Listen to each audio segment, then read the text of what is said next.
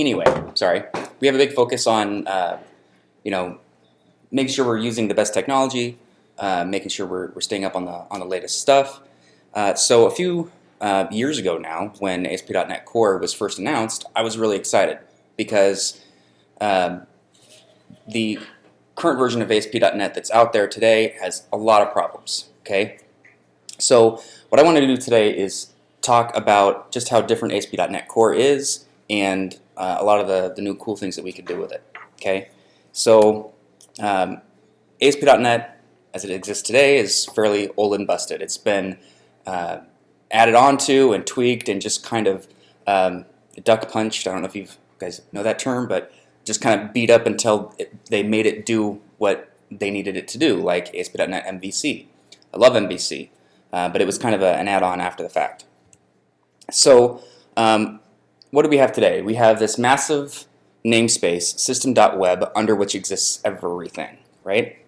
And then we have these CSproj files that you can't do anything with. It lists every single file that's in your project. Hand editing it is a nightmare. Then you have this global ASAX file, which looks kind of weird if you're in the MVC world, because what am I supposed to do with this thing? You still have, we're in the MVC world and we still have this designer file, right, with some code behind. It's kind of weird. And then we have a web config, and this web config is ginormous. It has all sorts of different things. It's controlling ASP.NET, it's controlling IIS, it's doing a number of different things.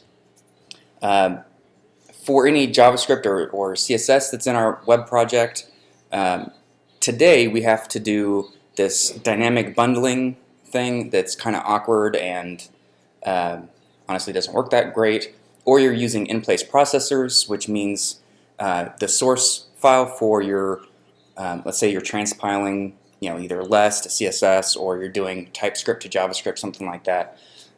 Then all of those files are right there next to your source files, and that's not what you want either.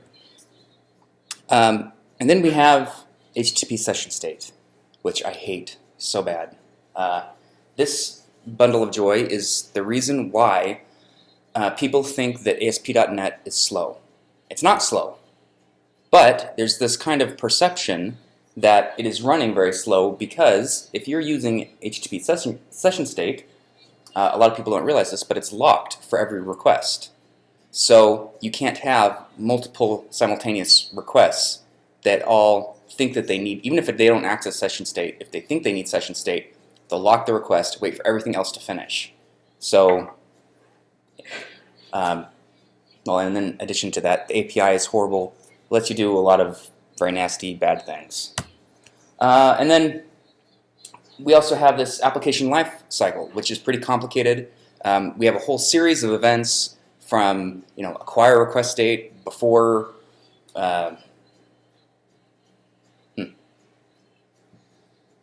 before receive request.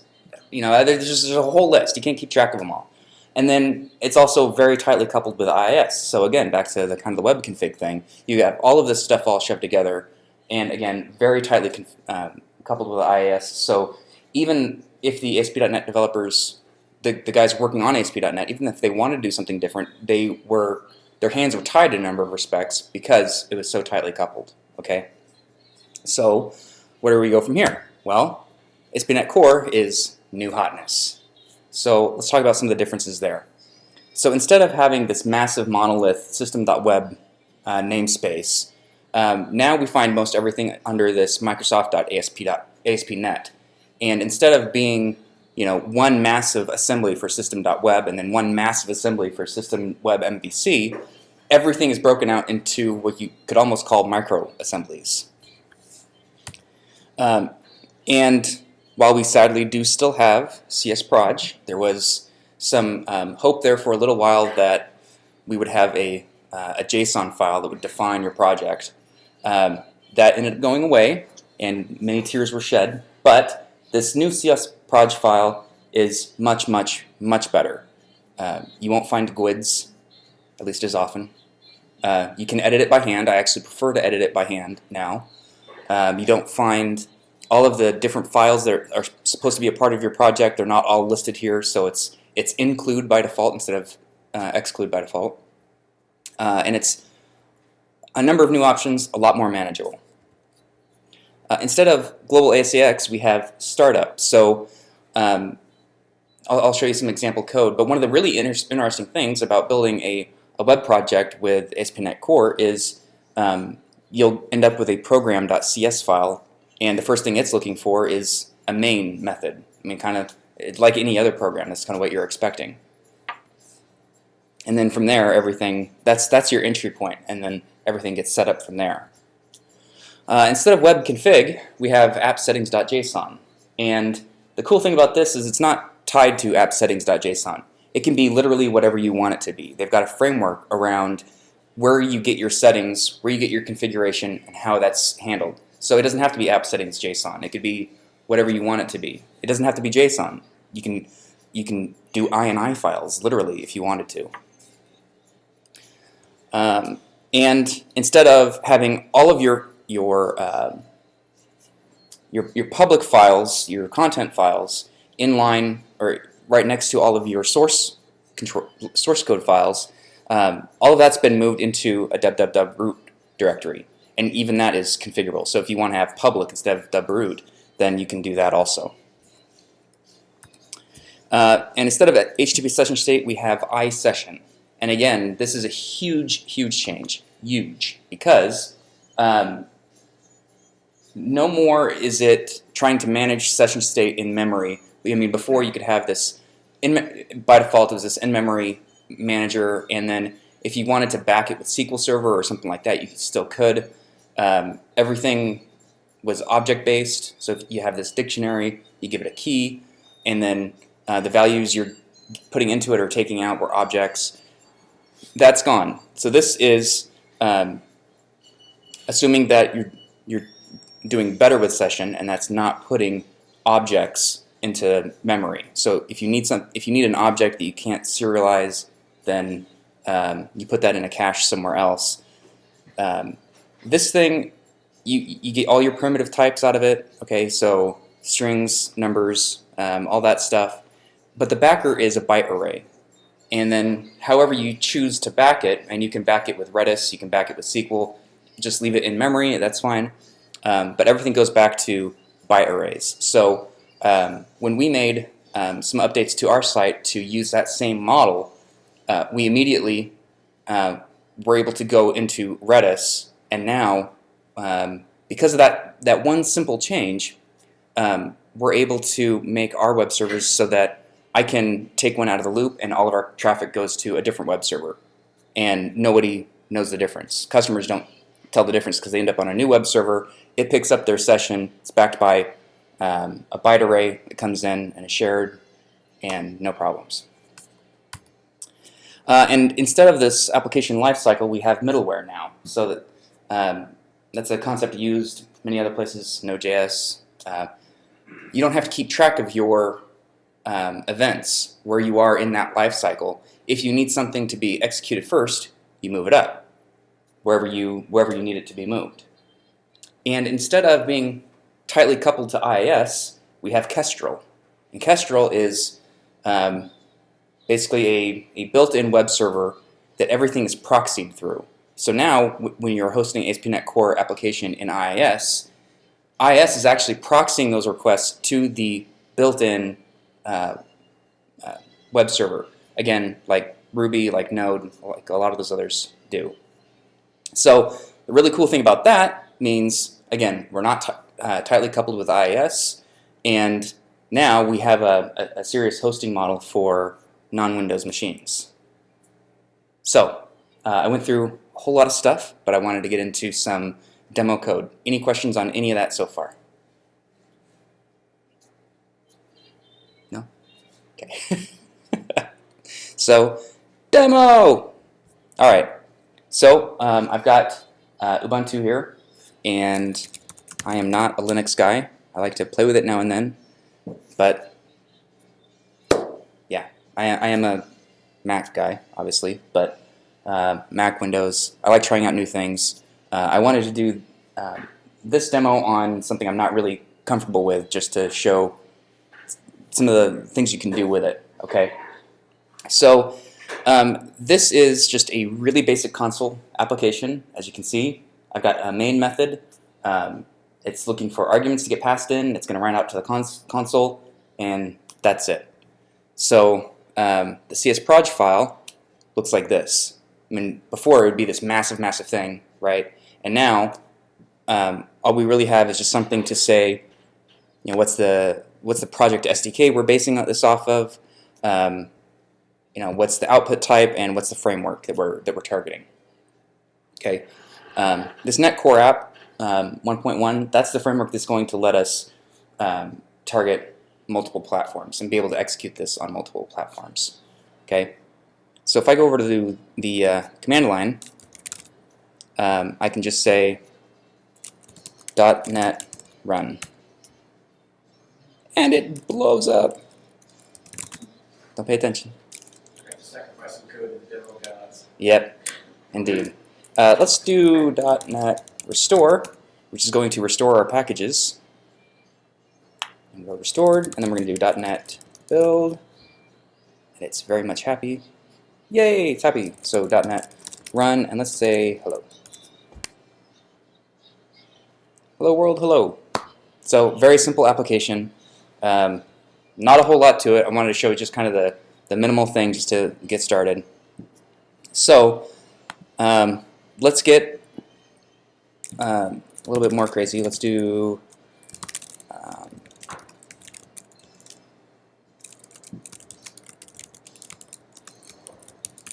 clean that up, clear the screen, and actually I'm going to show you one other thing back on that. Let's go back to that. I don't know, have you guys messed with Visual Studio Code at all? A little bit. So that's what I've got. That's what that editor is. Go ahead and restore the packages again. And it detected that I had packages that needed restored too. But the really cool thing about this is based on Electron. So this is Microsoft's own cross-platform editor. It's based on Electron. It's using instead of what is it, Ace editor that GitHub uses. This is using Monaco, which is their own editor within the IDE. But there are a ton of things available to you, a ton of different extensions you can put in here. One of the really cool things, this kind of blows people's minds, is Microsoft was one of the first companies to create a debugger for Node that you could actually just step through the code. Before, because Visual Studio Code's been around for a little while, but before it was a lot more difficult to do that. This was an IDE all set up to do that. If I go in here though, and I say, you know what, I want to put a breakpoint right there, and then go to the debug window and run it. Oh, seriously.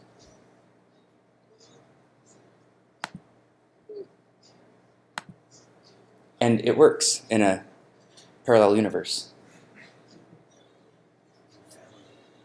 Of course, I did verify that was going to work, but anyway, it does work now and then. You can set breakpoints. You can inspect the values of arguments just like you would expect in Visual Studio. All right, well, let's get out of that. All right, so let's look and see what a web app looks like. So again, .NET restore. A couple more packages involved with this one. If I go back to my files, let's see. So again, I have the main method. I'm telling it we're going to use Kestrel. Give it the content directory. IS integration is here. That's not necessary because actually everything that I'm doing is going to be on Linux. And then I tell it build and run.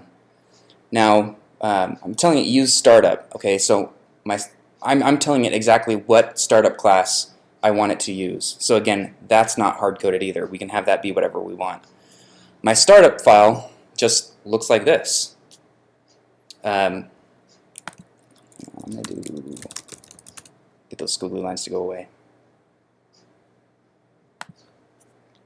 So what are we telling it here? So we've got this configure method that gets called by the builder, and then it's going to pass in the application builder, and then off of this is where we're going to do everything, handle all of our requests. Okay, so in this case, I'm saying no matter what happens, every request you get, just write back to out hello world.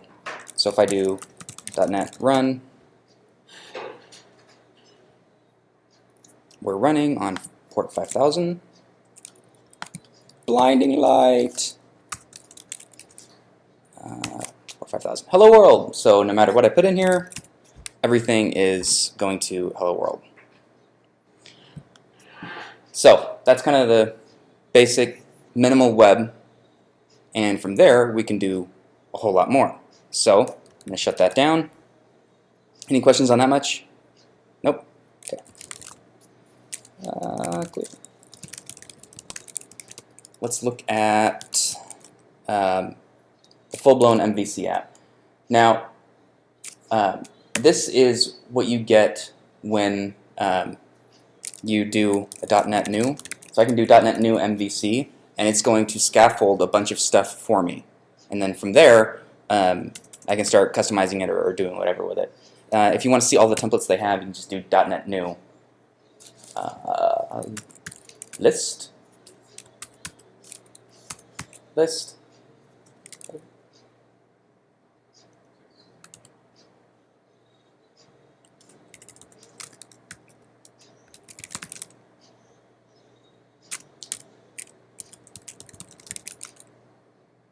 It doesn't want to work right now. Oh, here we go. New all. There we go. These are the different templates that are built in to have it just scaffold for you, and I think you can configure it to do more. But anyway, so the current branch that we're on, this MVC branch, this is what you get when you just do .NET New MVC. So I'm going to do .NET restore. A couple more packages this time. .NET build. It's a little creepy to see MS Build running on Linux. Just want to throw that out there. And then I do .NET run.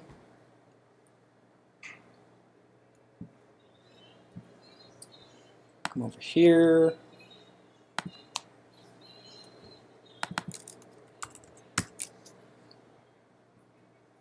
And we have a lot more stuff. So what does this all look like?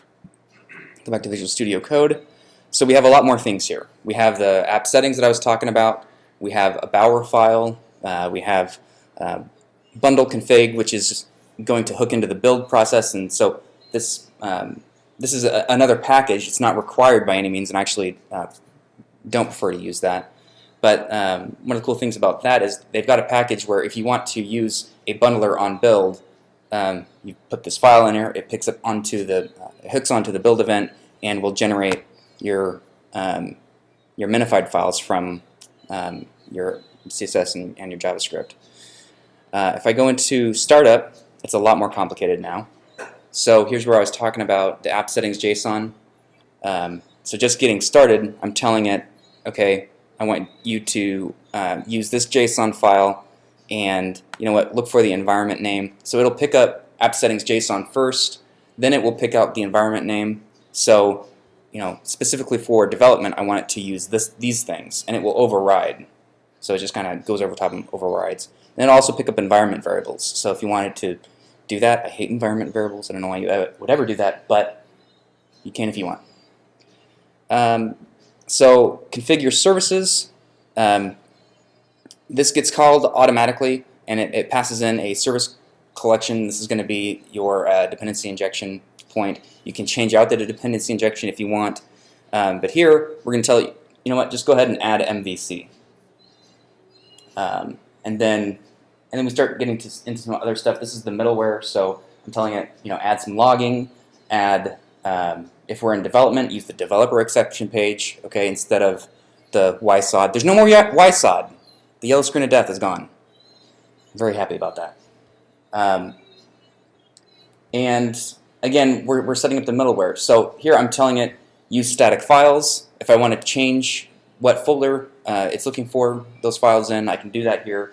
And then I'm telling it use MVC.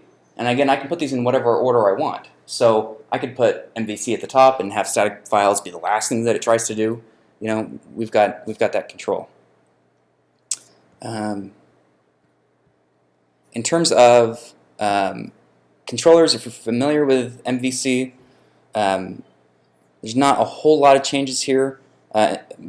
With regular MVC, we were returning an action result class. They have an interface, iActionResult, which, of course, with interfaces makes it better for unit testing. With views, so with Razor, there's been a number of updates. I don't know how familiar everybody is with Razor, but let me bring something up here. So they've got this concept of helpers.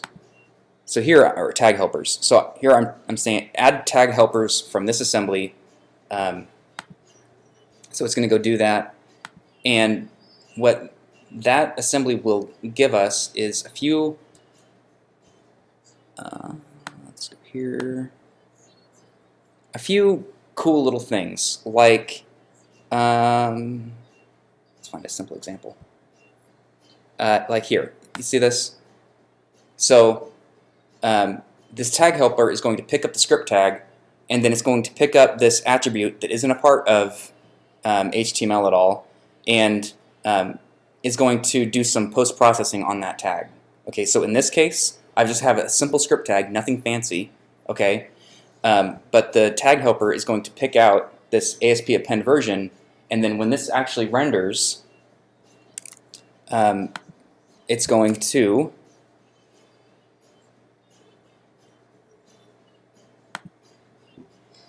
to add a cache buster. See that? It's kind of hard to see there. It added a tag to the end of the file path, so that when that file changes, that changes automatically, and I know that I'm getting the right one. Okay, that's just a real simple example.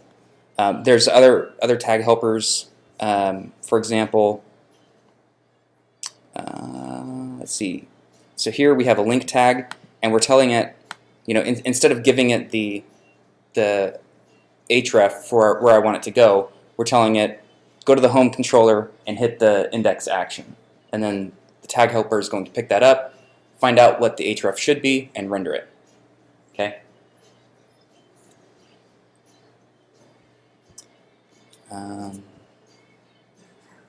Yeah. Any questions on that? Sure, I could ask Sure. a bunch of questions. Yeah. So on these tag helpers, it looks, at least with the link there, it seems like it's just replacing the old Razor helper, HTML helper stuff. Do you like the new tag helpers better? Do you have an opinion about that? And actually, am I right in that assertion? Are they trying to replace all the old stuff like ActionLink? No, that stuff's still there. I mean, that looks like it overlaps at least that. Yeah, it's really preference. You know, I like seeing the HTML. I don't like seeing a bunch of stuff, you know, in the middle of my HTML. So I know there are a lot of people that don't like it. They look at it as, oh, that's just like the old, you know, Runit server from web forms. You know, so in the case of ASP append version, I like that. I like that a lot. You know. I don't know of anything like that. Yeah. The other one, I don't know. I kind of go back and forth on this. One of the things I don't like about this is you don't know when it's wrong. So if you've typed the wrong thing, it's just going to render an empty href. You know, I want something that's a little bit more proactive than that.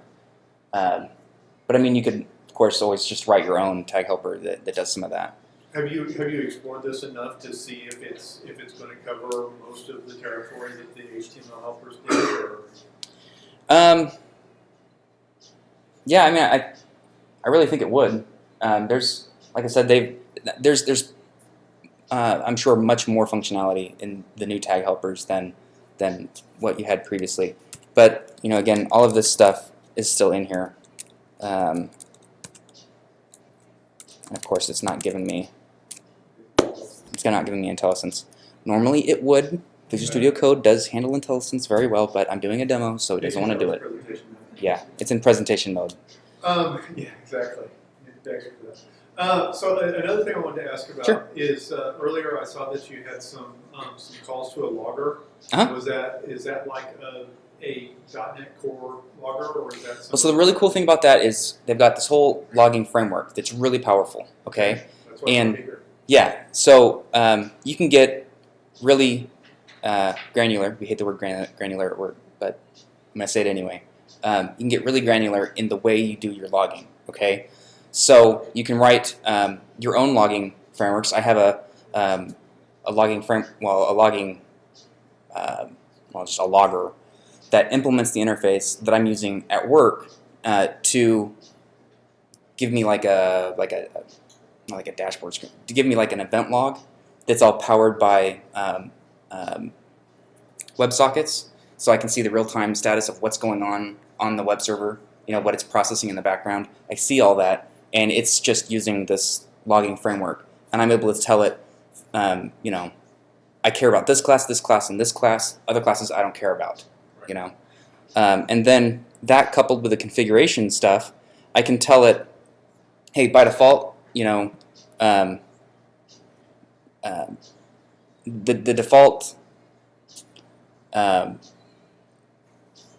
the default logging that I want to see is warning, right? However, in development, anything that's under system, I want to see information level logging events. Anything under Microsoft, I want to see information level logging events while I'm in debug. I'm going to show you an example of something I did with this in my sample code. Okay. But yeah, I really like the logging that they've done here. And again, you have complete control over all of it. So, anything else? So Sure. the bundle config, can you use that to drive like Webpack or something like that? The what? Can you use like that build config to drive like Webpack or something like that? So Yeah, I wouldn't. Okay. This is pretty simple. They've kind of put this out there for the simple scenarios. What I would do is, where is it?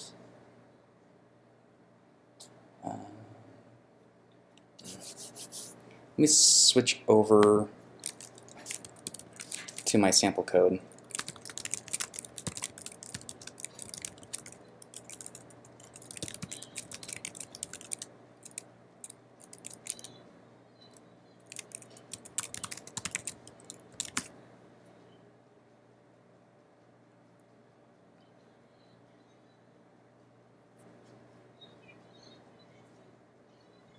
So let's look at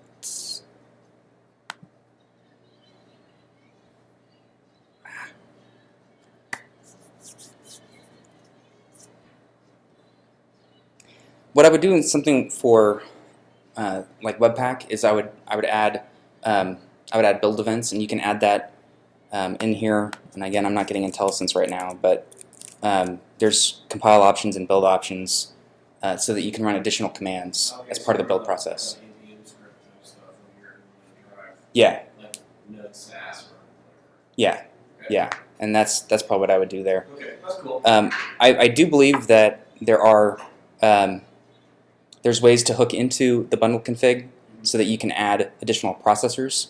So if you have some simple use cases, like something I'm thinking about implementing for us is probably use the bundler that they have and see if we can get them to transform TypeScript files at build time, and then put those files under our www root and keep the TypeScript files out of there, But yeah, you can, if you wanted to get much more complicated than that, then I would recommend hooking into the build events. Anything else? Okay, so this is just a simple app that I threw together. I call it Irongram, because it's a .NET Instagram, kind of. Close that. Don't save.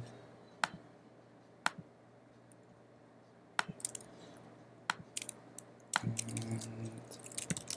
let's make sure I didn't have any extra files out there. Okay, so .NET restore, when in doubt, restore.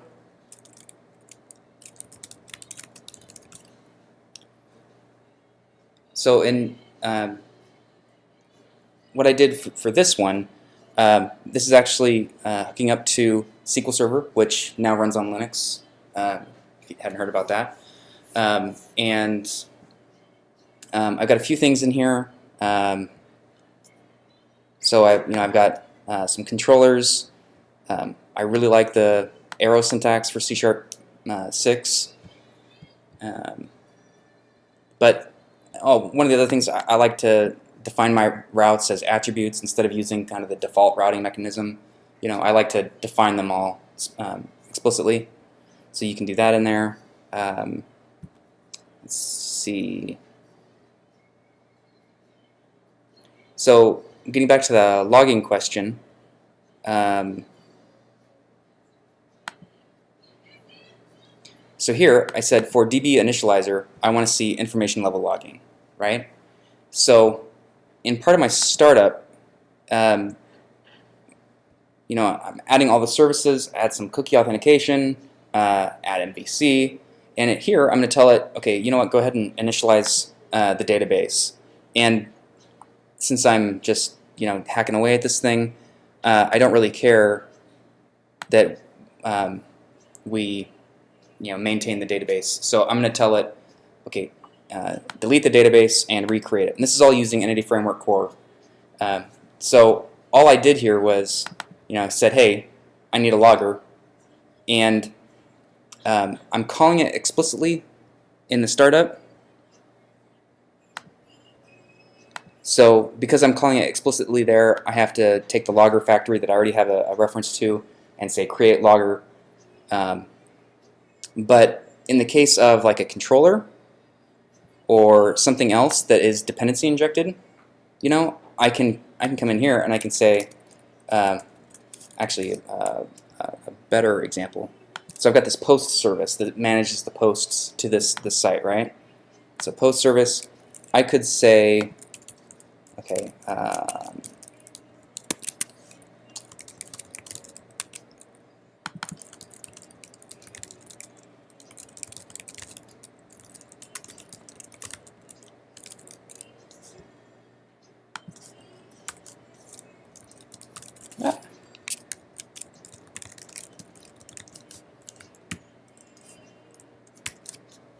so, do this.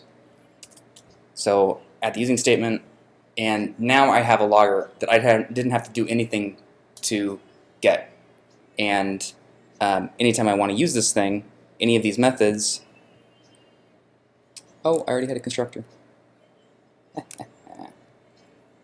Let's just move this. Didn't realize I already had a constructor.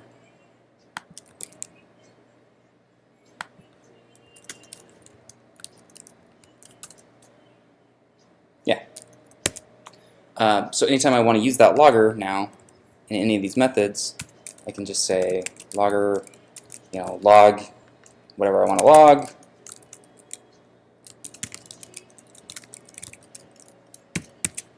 And then I can have these, wherever I need them, and then I just change the logging level for specific classes in my config if I want to see more information. So how's that logger getting passed into that constructor? Dependency injection. So the built-in stuff here. Let me go here. So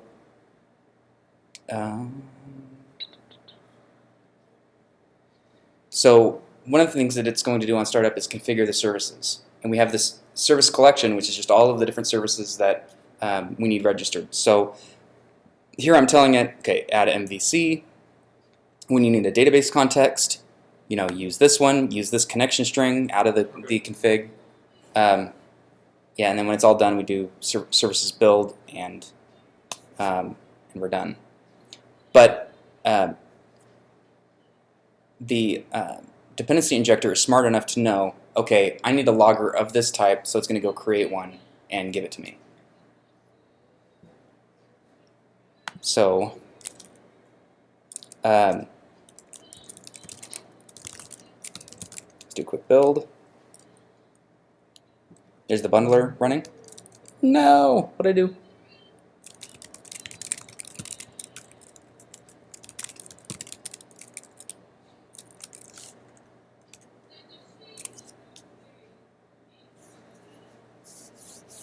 There, so we got a build, and if I run, you're going to see some logging events from the database initializer. So deleting the database, eventually recreating the database, and then now it's going to just initialize some data. And I was able to do that by just setting my app settings and then having a reference to a logger in the database initializer. And then there. So there's the console logger, which you saw up here. Okay, so there's other loggers you can add, or you can just add your own, like I did at work for WebSockets. So now it's running, and if I refresh this,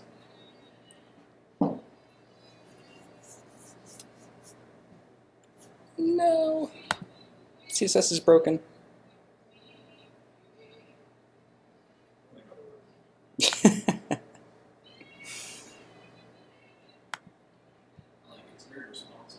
Yeah, right.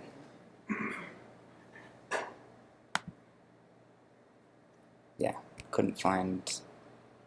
Oh, I know what I did. I know what I did. Everybody calm down. It's cool. I forgot to bower install. There we go.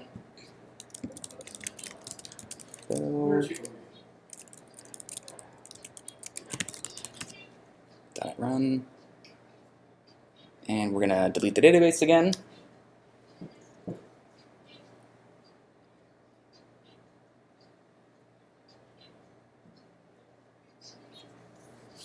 Downloading some images. What's that? Yep. Indeed. What? Indeed. I'm sure it's stable now. Maybe yeah. So localhost 5000, and we get Instagram, or Irongram, that is. So I've got my posts, all sorts of interesting things. These were random downloads. All right, that's pretty cool.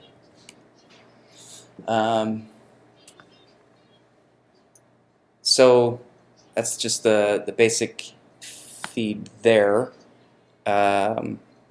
So to execute that, you know, I told it, hey, I've got a post service. I'm going to use that service in this controller. It's going to hit this index file. I'm creating a model for the view, for the home view, and I'm telling it, you know what, just go get the feed, make those part of the posts, and then here, this is all the index view looks like. Okay, so if I'm authenticated, then display a form so that you can post. Otherwise, go through all the posts and display them. So that here's this handy, I mean, some of the stuff that we're more familiar with in past versions of ASP.NET MVC. So we have this display for. It's going to go out and get the display template, which is just this file here. I tell it what model I'm in, and you know, how to render each one of those. Any questions on that part? So one of the other things that I really like about ASP.NET Core is the authentication scheme. Okay, so it's claims-based authentication. I'm going to go back to Firefox and say, okay, I'm going to log in. Totes secret. And I'm going to save, and now it knows that I'm logged in. So what happened there, right? I'm going to go into Visual Studio Code, go to the login controller, And we have the login view model, which is just, we can take a look at that real quick.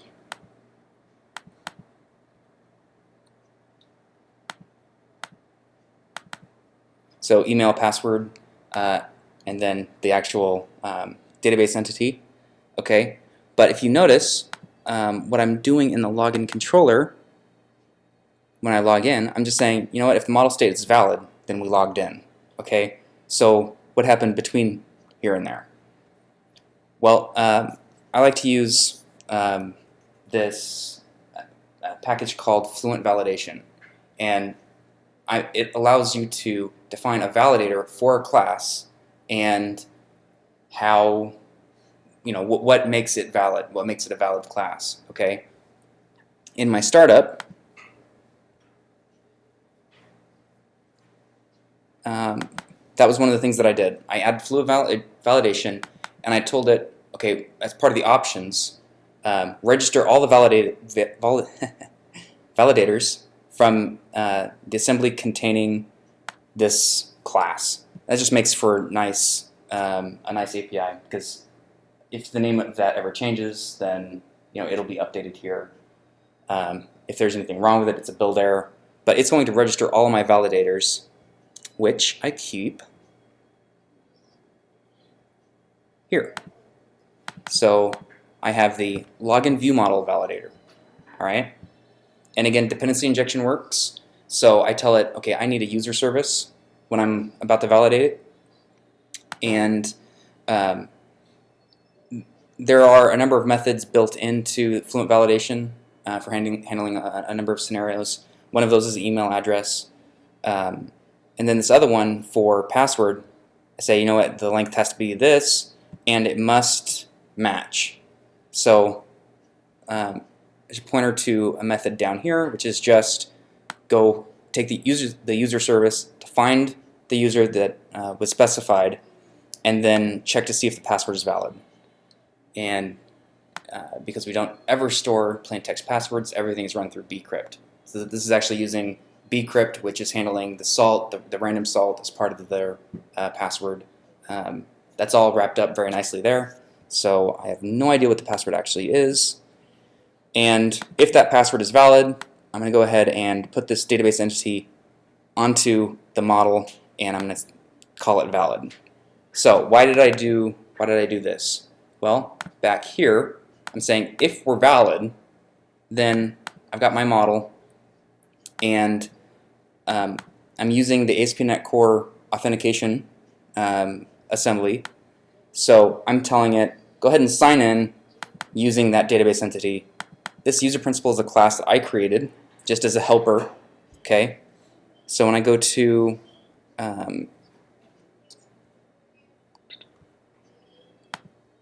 this user principal, all it's doing is getting the different claims for the database entity and then adding that onto the collection. So I'm telling it, okay, I've got a claim of name, email, and then I picked SID for user ID. And then from that point, ASP.NET Core takes over. It handles setting the cookies, managing the cookies, and all of that. So from this point on, I always have a user property available to me where I can go and get these claims back out. If it's not too much of a derail, sure. Can you explain the basic idea of claims-based authentication? Sure. So you can kind of think of it like a dictionary. So I've authenticated the user, and these are the properties. Okay. And but instead of being like a built-in user object. Yeah, so you don't have a built-in user object. This is all serializable stuff. Okay. So I can back it however I want. If I didn't want to use cookie, if I instead wanted to use session, and then I can have session persisted, however I want. But unlike a dictionary, I could specify multiple claims for the same thing, like a role. So I can do all of the user roles here, and that's all part of this this collection of values, right? So it makes it really simple.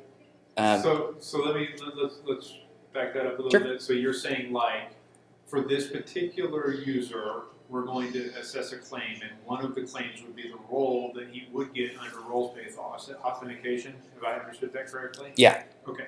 So I could do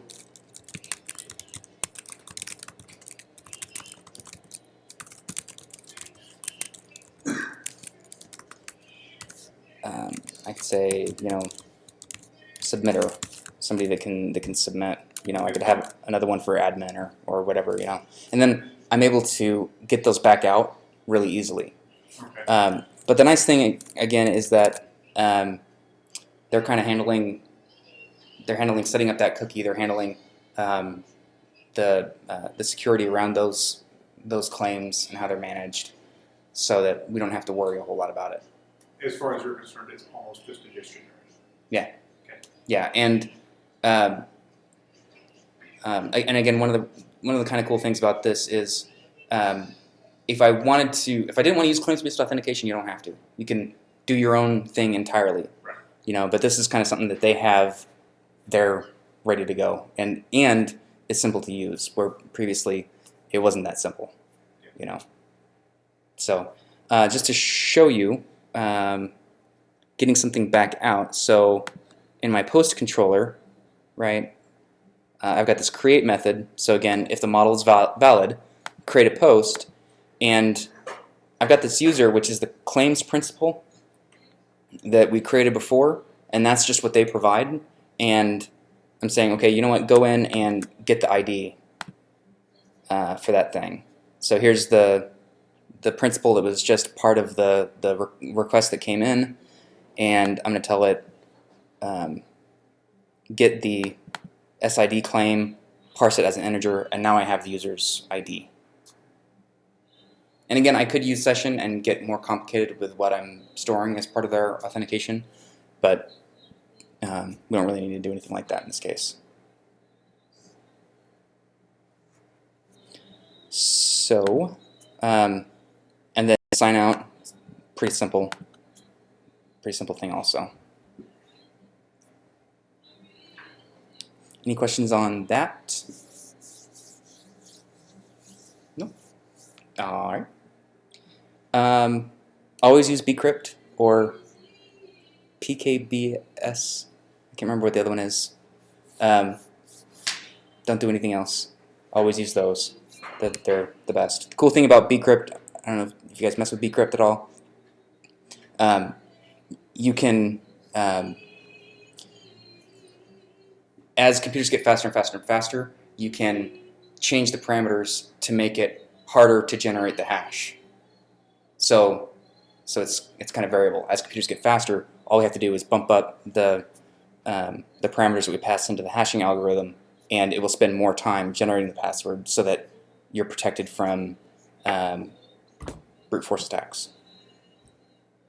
All right, so I got some other things in here. I don't know how interested you guys are in seeing it. If I, upload a picture, actually, let's just do that real quick. I should probably warn you guys before I switch back to the browser. Do a test and take a Fox, upload that, upload, and there we go. So what just happened there? You saw in the index view, so I've got this form. If I'm authenticated, render this form. It's under this partial. That's the model for it. So if you're into ASP.NET MVC, this looks familiar to you. Not a whole lot of things going on here. Just giving it a caption file and a submit button. If I go into the post controller, that's going to come into this method. If it's valid, create the post. And so here in this case, I'm going to create the post. Again, the context came in from dependency injection for this post service, so I didn't have to worry about that. I'm adding the database entity to the table, save the changes, and now I'm going to take the image, and because I detest having uploaded files all in memory when they're uploaded, one of the easy things to do. You could do it before. It's easier today, as I can read in this file as a stream, and then using SQL Server, a lot of people don't know you can do this, but you can take that stream and give it right to a SQL command, and it will stream that stuff in, so you don't have the entire byte array in memory. So here's the stream that I literally just took off of the file that was uploaded. I passed it directly into SQL, and what it's doing here, it's using a merge command. So basically I have post pictures, which is a separate table from the posts. This is just the images, so that I can quickly query the posts without getting all of the other data, like the actual picture data. So what this is doing is just saying, so I'm going to update post pictures using the parameters that I just passed in, and basically my match is going to be on post ID, and if there was a match, then I'm going to update that with the incoming data. If there's not a match, then I'm going to insert. Microsoft likes to do everything really complicated, so this is this SQL Server version of an upsert. So anyway, I'm able to handle the stream coming in off the request, go right into the database with it. And then when I render, there's all sorts of sweet stuff. So for the image controller, again, I'm not working with the byte array at all out of the database. So when I want that image back, again, I've got this image service. I'm going to say get the image stream. Once I have that stream, I'm just saying copy the stream to the response body. And now I have a return type of task because this is async await, but if I got rid of the async await, then my method could just be void and I'd not have any sort of return at all. I mean, it really could be like that. Because in this case, I'm just writing it directly to the response. So this method, it's a little bit of work setting this up, but especially because I've got a database connection, I've got the command, I've got the data reader. All of these things are all objects that need to be disposed of when I'm done using them, as well as this stream. So I've got a class in here, stream wrapper, that I'm going to give it a stream, and I'm going to give it all these other objects. So when we're done writing to the response stream and the stream is closed, it's going to dispose these other things for me. So real quick little thing I threw together. It just wraps a stream. You can see it's just passing all of these things through to the base stream, and then on dispose, it's going to clean up everything. But that way, again, I'm working with streams the entire time. No large byte arrays in memory.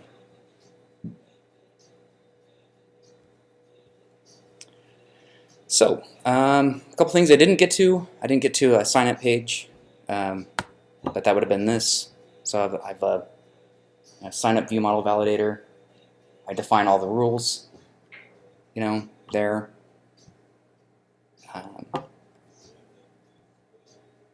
Yeah. Any questions on that? No? I got a little question. Sure. I don't know, maybe this is for later, but I'm pretty sure this is never going to happen. But there's in ASP.NET, there's the tilde shortcut that points to the web root. Mm-hmm. It makes it really convenient to use, in different environments. Yep. And I actually was playing around with .NET Core, ASP.NET Core, and of course I couldn't get that to work. I was trying to run it under Nginx. And I figured that's probably hooked into IIS. I don't even really know exactly what it hooks in, but I could never get it to work, and I just wondered if there was anything that like that worked. I wouldn't know why it wouldn't work, because There. Wow, I could not get it to work right whenever I was messing with it. Nginx is probably because it'd be some sort of like trying to get to the root of the file system. Well, yeah, I thought it was. I figured it was because of that. Probably Nginx even. Yeah. Well, that kind of starting to wrap things up here. One of the things that I did want to show, though, at deploying. So if I shut this thing down, unfortunately I can't deploy, despite the big dreams I had, I can't deploy Irongram to my Amazon server because SQL Server requires 3.3 gigs of RAM, and my Amazon server only has like 2, I think. So can't deploy it there. But let's do this. Let's check out MVC and do .NET restore all things all the time. And we should be good, right? And if I do .NET build, just to make sure, sanity check. Okay, we're good. So I also have this deploy bash script. So pretty simple, not a lot to it. I'm going to rimwrap the bin and object directories.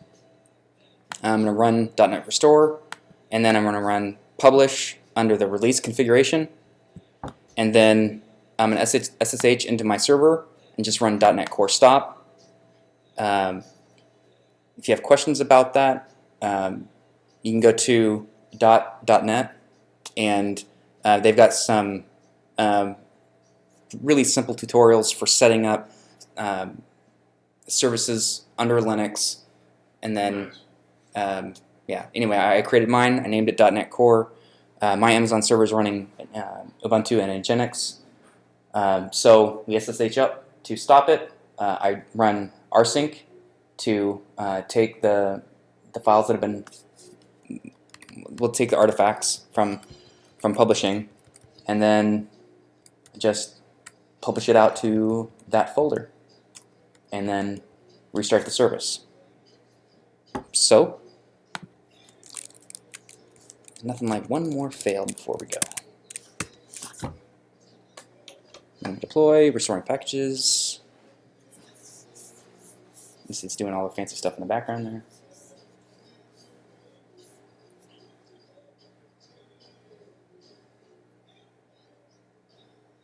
Oh man, there we go, uploading files.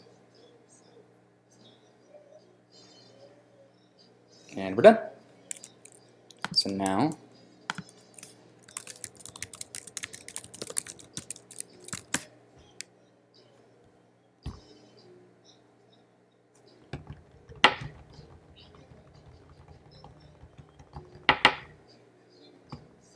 eventually.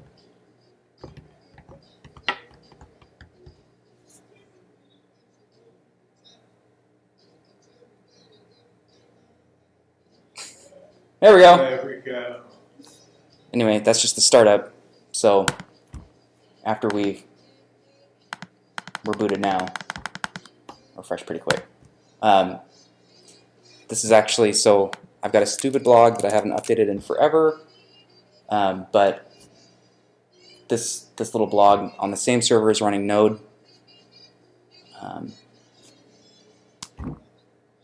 no idea why that's not coming up. Let's go here.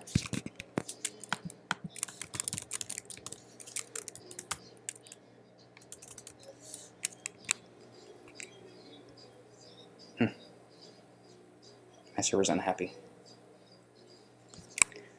Anyway, it's actually right in line with the same page speed that I'm getting from Node, and my little Node blog server is really, really simple. So this .NET Core sample app is doing a lot more than that is, and it's every bit as responsive. So that's that. And that's why .NET Core is awesome. You have to have a runtime also. Yeah, so that's that framework part in the CS proj file. There's two parts to it. There's the .NET CLI, and then there's the framework. So